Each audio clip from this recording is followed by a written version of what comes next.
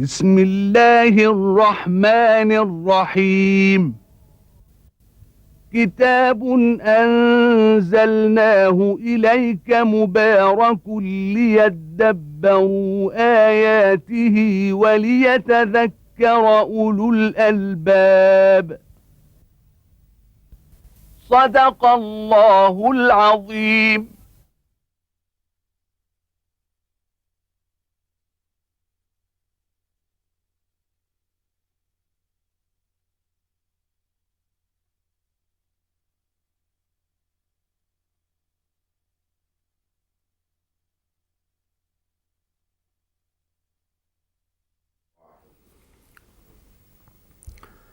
الحمد لله رب العالمين، وأصلي وأسلم على عبد الله ورسوله الأمين وعلى آله وأصحابه ومن اهتدى بهديه وعمل بسنته إلى يوم الدين.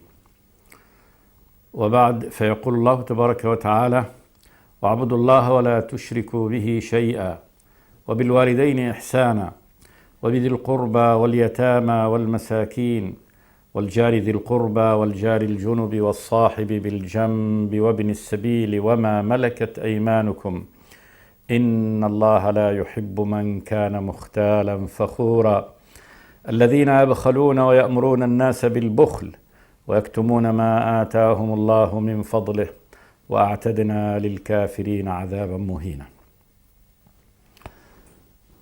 فاصل جديد في هذه السورة، سورة النساء، التي علمنا أن الله تبارك وتعالى قد افتتحها بآية هي موضوع هذه السورة: يا أيها الناس اتقوا ربكم الذي خلقكم من نفس واحدة وخلق منها زوجها وبث منهما رجالا كثيرا ونساء واتقوا الله الذي تساءلون به والأرحام إن الله كان عليكم رقيبا.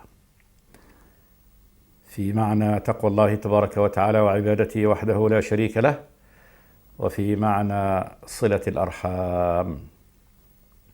مضت أحكام كثيرة في هذه السورة، أحكام تتعلق باليتامى وبالميراث وبأحكام الأسرة في الزواج، وكنا في آخر هذه الأحكام مع قول الله تبارك وتعالى: الرجال قوامون على النساء بما فضل الله بعضهم على بعض وبما أنفقوا من أموالهم فالصالحات قانتات حافظات للغيب ما حفظ الله واللاتي تخافون نشوزهن فعظوهن واهجروهن في المضاجع واضربوهن فإن أطعنكم فلا تبغوا عليهن سبيلا إن الله كان عليا كبيرا. جمعت هذه الآية أولا أرست معنى القوامة، وأن الرجل هو القيم في البيت، يعني القائم بشؤون هذا البيت، المسؤول عنه.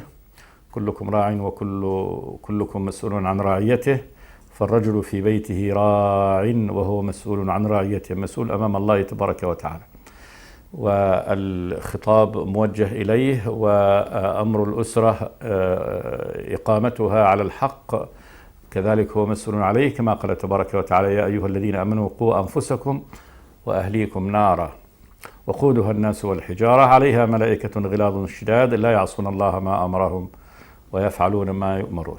ففي هذا المجتمع الصغير، أول مجتمع بل نواة المجتمع الأسرة، الرجل قوام وقائم وهو الموجه إليه الخطاب في بيته، كما أن يعني الأسرة الكبيرة الأمة الكبيرة القوامة فيها كذلك للرجال، لما قال النبي صلوات الله وسلامه عليه: لن يفلح قوم ولوا أمرهم امرأة، ولإجماع الأمة كلها على أن يعني الإمامة الكبرى إنما هي للرجال. المهم في إطار الأسرة أن الله تبارك وتعالى جعل الرجال قوامون، وبين أنه لما يعني جعل الرجال في هذه المنزلة. قال: بما فضل الله به بعضهم على بعض في الخلق والخلق، ثم قال: وبما أنفقوا من أموالهم، ثم بين المرأة الصالحة قال: فالصالحات قانتات، هذه مطيعات، حافظات للغيب بما حفظ الله، تحفظ سرها، خلاص هذا بيتها حصنها، لا تفشي يعني سر هذا البيت إلى خارجها. ثم قال: والتي تخافون نشوزهن علوهن، هذا بقى ينافي القنوت، فعظوهن واهجروهن في المضاجع واضربوهن، هذه 3 درجات من درجات التقويم، يبدأ بالأقل ثم بأعلى منها ثم بأعلى منها، ثم إذا اشتجر الخلاف لم يصبح الرجل قادرا على أن يعني يحتوي ما يقع من الخلاف، قال الله جل وعلا: أي إشراك بقى إشراك الأهل، قال: وإن خفتم شقاق بينهما فابعثوا حكما من أهله وحكما من أهلها إن يريدا، أي الحكمان يعني إصلاحا يوفق الله بينهما إن الله كان عليا كبيرا. إن الله كان عليما خبيرا. إذا أراد الحكمان التوفيق فإن الله تبارك وتعالى يعني يوفقهم في المهمة التي يعني توكل بهم، وهي محاولة التوفيق بين يعني الزوج وزوجه. بعد هذه السلسلة من الأحكام هنا أقول رجعت الآيات إلى فاصل جديد من الأمر بعبادة الله تبارك وتعالى، ثم إحسان يعني المعاشرة والإحسان إلى كل الناس بدءا بالأقرب فالأقرب. قال جل وعلا: واعبدوا الله ولا تشركوا به شيئا. هذا الحق الأول على العباد، أن يعبدوا الله تبارك وتعالى وحده لا شريك له. العبادة عرفت بأنها اسم جامع لكل ما يحبه الله تبارك وتعالى من الأقوال والأفعال. وأصل العبادة هي الذل والخضوع. العبد هو الذليل المملوك المطيع لأمر سيده. والعرب تطلق العبد معنى الذل، يقولون هذا طريق المعبد. طريق المعبد يعني داسته الأقدام وعبدته، فليس فيه مرتفع ومنخفض وحفر، وإنما خلاص كالذل للسير فيه. فالعبد هذا هو يعني مملوك مذلل لسيده ومولاه، فاعبدوا الله ذلوا له. لا تكون هذه العبادة إلا بالطاعة المطلقة والرغبة، يعني التعامل بمقتضى صفات الرب تبارك وتعالى. فالرب أهل للتقوى، يجب أن يخاف لأنه يؤاخذ بالذنب ويعاقب به سبحانه وتعالى. يطاع، فالله تبارك وتعالى يأمر عباده سبحانه وتعالى، خلقهم ليأمرهم ولينهاهم وليتعبدهم سبحانه وتعالى بما يشاء من الشرعة ومن النظام. يحب لأنه المنعم المتفضل سبحانه وتعالى، يرجى ما عنده لأنه الغني واسع العطاء، فيجب أن يرغب العبد فيما عنده. ثم العبد فقير محتاج، فالعبودية هي يعني معاملة أيضا مع الله تبارك وتعالى بمقتضى أسمائه وصفاته. فمقتضى اسم الرب الإله إذن خلقه هم عبيده. مقتضى أنه شديد العقاب إذن يجب أن يخاف ويحذر عقوبته سبحانه وتعالى. هو المنان الكريم الذي يعطي بلا حد، وأنت العبد الفقير، إذن أطلب. إذن لابد من الطلب ومن الرجاء فيما عنده. هو الغفار سبحانه وتعالى، إذن إذا أذنبت عد إليه واستغفره سبحانه وتعالى. كل هذا من معاني العبودية لله تبارك وتعالى. اطيعوه، ذلوا له، حبوه كل الحب سبحانه وتعالى، ارجوا ما عنده، خافوا عقابه.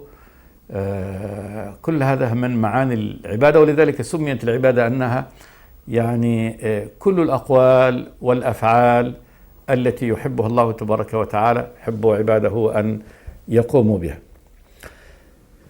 الله اسم على ذات الرب سبحانه وتعالى لم يسمى به غيره. الله تعرفه كل يعني مخلوقاته بهذا الاسم العظيم الذي هو أعظم أسمائه جل وعلا التي علمنا. ولا تشركوا به شيئا، لا تشركوا بربكم شيئا. تشركوا به إما بأن تجعلوا شيء من مخلوقاته له صفاته أو شيء من صفاته. تعالى الله سبحانه وتعالى. الله هو المتفرد بصفاته. قل هو الله أحد الله الصمد لم يلد ولم يولد ولم يكن له كفوا أحد. الله لا كفء له، لا نظير له، لا مثل له، لا شبيه له سبحانه وتعالى. فكل من جعل لله نظير أو شبيه أو مكافئ في ذاته في صفاته مشرك بالله تبارك وتعالى. كما قالت مثل النصارى عيسى إله من إله، يعني إله يخلق عندهم ويرزق ويحيي ويميت ويحاسب الخلائق، تعالى الله عن ذلك علوا كبيرا. كل من ادعى أن لله ولد فإنهم جعلوا هذا الولد نظير، يعني الوالد تعالى الله سبحانه وتعالى أن يكون له ولد وأن يكون له جزء سبحانه وتعالى. حتى ومن جعل أن له ولد لكن ليس نظيره، كما هو يعني قول مشرك العرب في الملائكة، قالوا الملائكة بنات الله ولكنهم هو يملك وهم لا يملكون، لكنهم يشفعون عند الله تبارك وتعالى. تعالى الله تبارك وتعالى أن يكون له ولد. قال جل وعلا وجعلوا له من عباده جزءا إن الإنسان لكفور مبين. أو من ينشأ في الحلية وهو في الخصام غير مبين، لأنهم قالوا إن هذه الملائكة إناث. قال الله وجعلوا الملائكة الذين هم عباد الرحمن إناثا أشهدوا خلقهم ستكتب شهادتهم ويسألون. فهذا أول معنى من معاني الشرك، جعل مخلوق له ذات الخالق أو صفة الخالق، تعالى الله عن ذلك. كذلك إعطاء مخلوق حق الخالق، حقه في الطاعة، في العبادة، في الذل، في الخضوع. فالله تبارك وتعالى جعل أعمال قلبية هذه عبادة لا تليق إلا له، كالخوف، الخشية. قال فلا تخافوهم وخافوني إن كنتم مؤمنين. قال وإياي فاتقون، لا تتقوا إلا لله، لأن الذي يملك ضر يعني العباد ونفعهم هو الرب الإله سبحانه وتعالى. أما غير الله لا يملك ضر أحد ولا نفع أحد، لا يملك أيضا ضر نفسه ولا نفع نفسه، فضلا عن أن يملكه لغيره.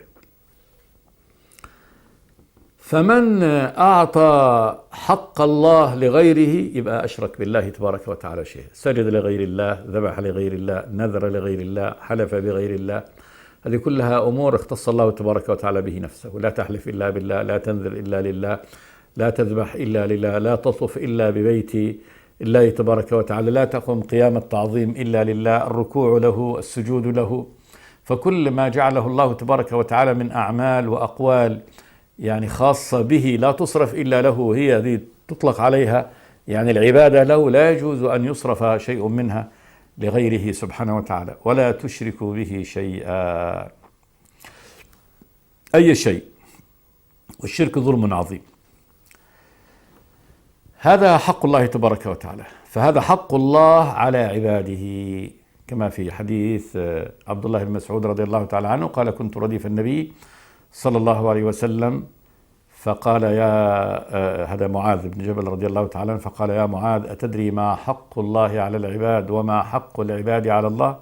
فقلت الله ورسوله أعلم. ثم قال حق الله على العباد أن يعبدوه لا يشركوا به شيئا. هذا حقهم عليه، حقهم عليه لأنه هو خالقهم، هو رازقهم، هو متولي شؤونهم، هو مدبرهم.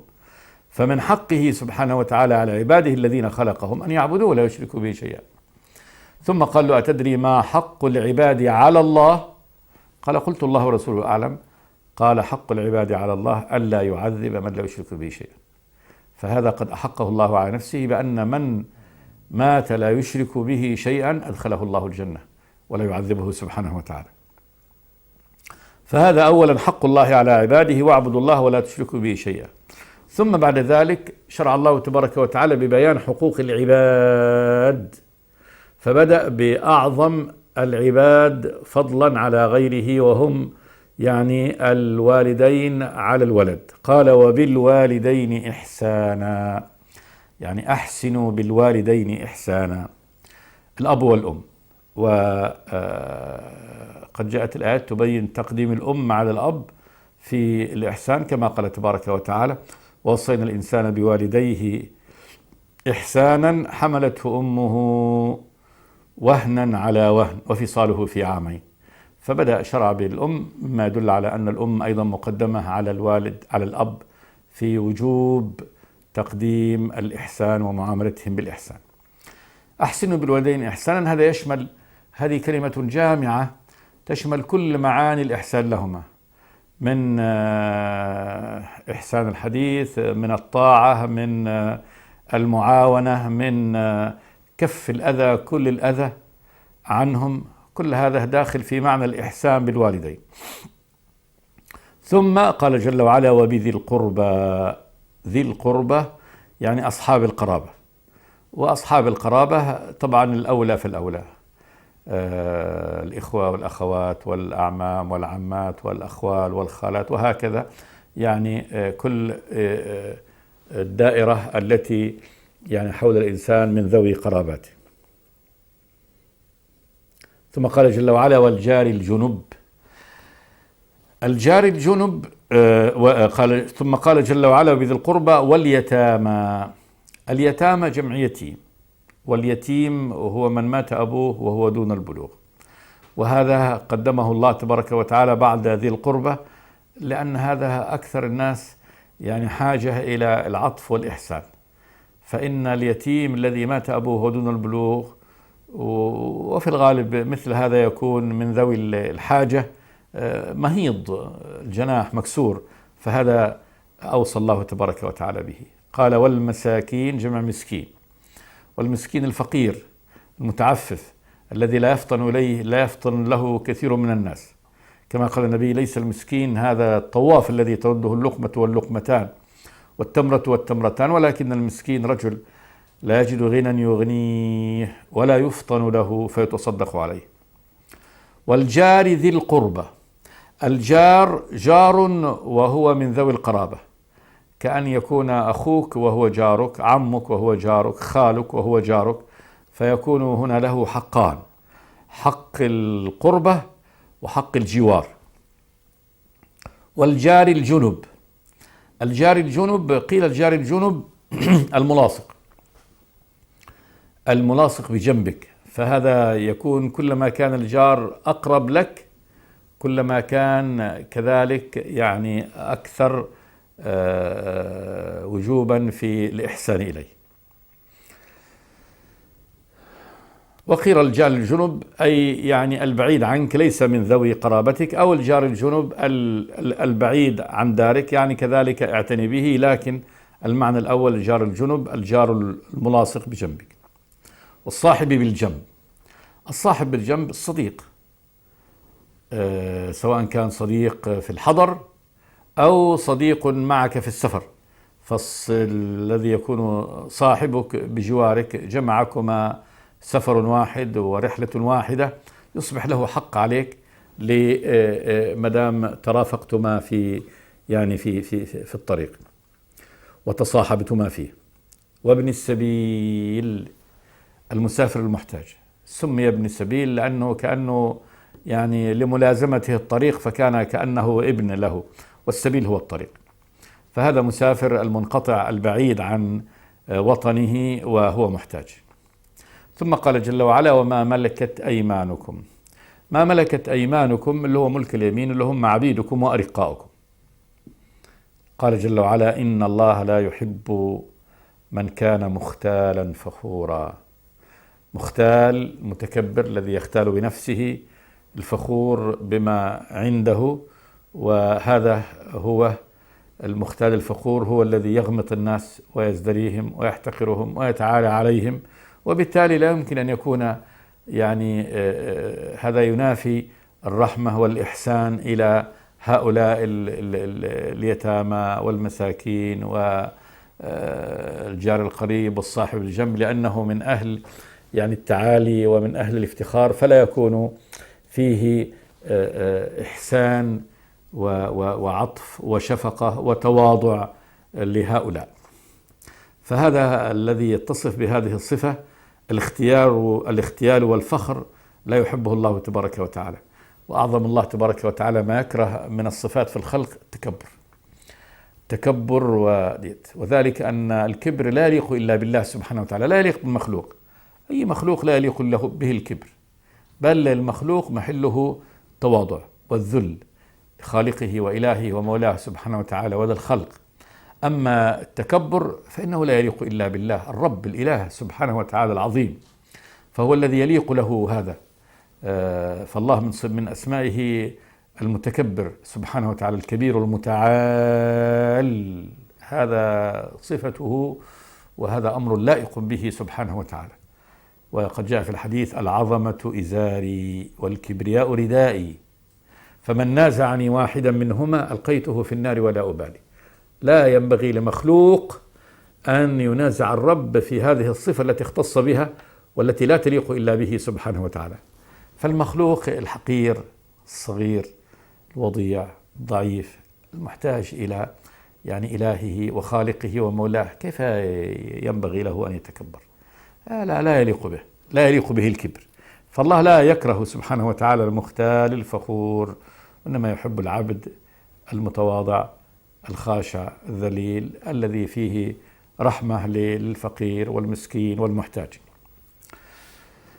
إن الله لا يحب من كان مختالا فخورا الذين يبخلون ويأمرون الناس بالبخل. فهذا أيضا صفة من لا يقيم هذه الأمور التي أمر الله به، اللي هي: واعبدوا الله ولا تشركوا به شيئا وبالوالدين إحسانا. فالذي لا يقيم هذه الأمور إما مختال فخور، وهذا بخيل. الذين يبخلون ويأمرون الناس بالبخل، يبخل بنفسه ولا يكتفي هو بالبخل، بل كذلك يأمر غيره بالبخل. والبخل الشح والإمساك، وهنا عن وجوه الخير. قد يكون مسرفا في ماله على نفسه، ولكنه قتور شديد التقتير والبخل على هذه الوجوه التي أمر الله تبارك وتعالى العبد أن يحسن إلى فيها وإلى أهلها. ثم ويكتمون ما آتاهم الله من فضله. يكتمون ما آتاهم الله من فضله من المال، من فضله من العلم. فمن أعطاه الله تبارك وتعالى فضل من مال بخل به وأمر الناس كذلك بالبخل، ثم كتمه بمعنى أنه وراه وستره، وإذا سئل عنه فإنما هو دائما يظهر الفقر، وأنه ليس عنده وليس عنده، والحال أنه يملك ولكنه لا ينفق في وجوه الخير. قد يدخل في هذا كذلك من يكون على علم ويكتمه ولا ينشره. قال جل وعلا: وأعتدنا للكافرين عذابا مهينا. وأعتدنا للكافرين جاحدي نعمة الرب تبارك وتعالى، وكذلك الكافر بالله تبارك وتعالى، لأن الكافر المختال الفخور المتعالي كذلك على أمر الله تبارك وتعالى، الله يقول أعتدنا بمعنى هيأنا وجهزنا وحضرنا للكافرين عذابا مهينا. وصف العذاب هنا بأنه مهين ليناسب الجرم الذي ارتكبوه، وهو العلو والافتخار أو كذلك إظهار البخل مع وجود المال والغنى. فيقول الله أن احنا أعددنا لهؤلاء عذاب مهين، في إهانة، والإهانة ذل، فلا يعذب في النار هكذا بالوضع فيها، ولكن يدع لها دعا، يسحب في النار على وجهه، يصب على رأسه من الحميم، يبكت ذق إنك أنت العزيز الكريم. يحشر المتكبرون يوم القيامة كأمثال الذر يطأهم كل شيء. فتكون هذه صور الإهانة، هذه من صور الإهانة لهؤلاء. وأعتدنا للكافرين عذابا مهينا. ثم قال جل وعلا: والذين ينفقون أموالهم رئاء الناس ولا يؤمنون بالله ولا باليوم الآخر ومن يكن الشيطان له قرينا فساء قرينا. والذين ينفقون أموالهم رئاء الناس، هؤلاء هذه صفات هؤلاء الناس الذين لا يقومون بما أمر الله تبارك وتعالى به من العبادة الله وحده لا شريك له، من الإحسان إلى الخلق وهذه الأصناف المذكورة من الخلق الذين يحتاجون إلى الإحسان. فمنهم هؤلاء أهل الرياء، فهؤلاء كذلك مبغوضون عند الله تبارك وتعالى، مردود عليهم عملهم. والذين ينفقون أموالهم رئاء الناس، ينفق ماله يعني إن أنفق ماله في سبيل الله وفي نفع أحد من هؤلاء المذكورين فإنما يفعل هذا رئاء الناس. رئاء الناس يعني ليرائي الناس، لينظر الناس عمله، كأنه يقول للناس انظروني ماذا أعمل، فعلت كذا وكذا. ينفقون أموالهم رئاء الناس أي يراؤون بذلك الناس، يعني يروا الناس ما يفعلون. ثم قال جل وعلا ولا يؤمنون بالله ولا باليوم الآخر، لا يفعلون هذا العمل الذي عملوه من أعمال يعني الخير التي أمر الله بها أو الإحسان إيمانا بالله تبارك وتعالى ورجاء للثواب الذي عند الله تبارك وتعالى، لا، وإنما للمدحة في هذه الدنيا وللفخر ولأن يرى الناس عملهم، ولا يبتغون بذلك وجه الله تبارك وتعالى. ولا يؤمنون بالله ولا باليوم الآخر، يوم الجزاء الذي يعطون يعني أجر على عملهم هذا، فهم لا يرجون هذا. قال جل وعلا ومن يكن الشيطان له قرينا فساء قرينا. يعني ما حمل هؤلاء العميان على ما يصنعونه أمر لا يفيدهم لا ينفعهم بل يضرهم، هذا لأن الشيطان قرينه، لأن الشيطان قرينه يعني مقترن معه، فالشيطان هو مقترن معه، وبالتالي هو الذي وسوس له وهو الذي يعني قاده إلى هذا العمل يعني الذي يضره ولا ينفعه. ومن يكن الشيطان له قرينا، يعني كأن الله تبارك وتعالى يخبرنا أن هؤلاء يعني الذين ما فعلوا هذا الفعل إنما فعلوه بدافع طاعتهم للشيطان. ومن كان الشيطان له قرينا فساء قرينا، أسوأ قرين يمكن أن يقترن به الإنسان وأن يأخذه صاحبا له. ثم قال جل وعلا وماذا عليهم لو آمنوا بالله واليوم الآخر وأنفقوا ما رزقهم الله وكان الله بهم عليما. السؤال يراد به يعني التوبيخ والتحقير من عقول هؤلاء ومن ألبابهم. يعني إيش عليهم؟ ماذا عليهم؟ ماذا يضرهم؟ ما الذي يضر هؤلاء لو آمنوا بالله واليوم الآخر؟ لو كانوا مؤمنين بالله، هؤلاء الإيمان بالله هو جريمة، هو أمر يعني شائن، هو شيء يضر، هو شيء ضد الحق. هذا الحق، الله هو خالق السماوات والأرض، هو الرب الإله الذي لا إله إلا هو سبحانه وتعالى. واليوم الآخر حق، يوم الجزاء، سيجازى كل إنسان على عمله. فهذا ماذا على هذا يعني الكافر المعاند الذي يعمل للدنيا فقط ويفتخر فيها، وإذا أنفق ينفق للرياء والسمعة، يهلك نفسه ويبدد ماله في غير نفع له. ماذا تفيده هذه المدحة وهذه التي أخذها في هذه الدنيا؟ شنو العود يعني في النهاية؟ ما هي الثمرة التي جناها من كفره ومن عناده ومن انفاقه المال على شهوة نفسه وحظ نفسه؟ ماذا استفاد؟ فما كان الأولى أن يؤمن بالله تبارك وتعالى واليوم الآخر؟ الله يقول وماذا عليهم لو آمنوا بالله واليوم الآخر وأنفقوا مما رزقهم الله. أنفقوا في هذه الوجوه التي أمر الله الإنفاق فيها مما رزقهم الله، مما أعطاهم الله. ما حيجيبوا شيء هم خلقوه وهم رزقوا أنفسهم به، بل الله تبارك وتعالى هو خالقه وهو مسديه وهو المنعم به. ولم يأمرك بأن تخرجه كله، أمرك بأن تخرج شيئا منه. وكان الله بهم عليما، وكان الله بهم عليما. لو أنفقوا ذرة من الخير الله يعلمه وسيحاسبهم عليه. فانظر الفارق الهائل بين هذا الذي آمن بالله تبارك وتعالى وأنفق ماله ابتغاء مرضات الله عز وجل ومشى في الطريق الصحيح وهذه نهايته، وانظر هذا الذي كفر بالله تبارك وتعالى كان فقط فخور بنفسه متعالي، أنفق المال لكن لحظ نفسه ليمدحه الناس وليقولوا له، فأهلك نفسه ودمر حياته وأورد نفسه المهالك. وكان الشيطان يعني مصاحب له، أطاع الشيطان، عصى الرحمن سبحانه وتعالى. فشتان بين أهل الإيمان وأهل الكفران.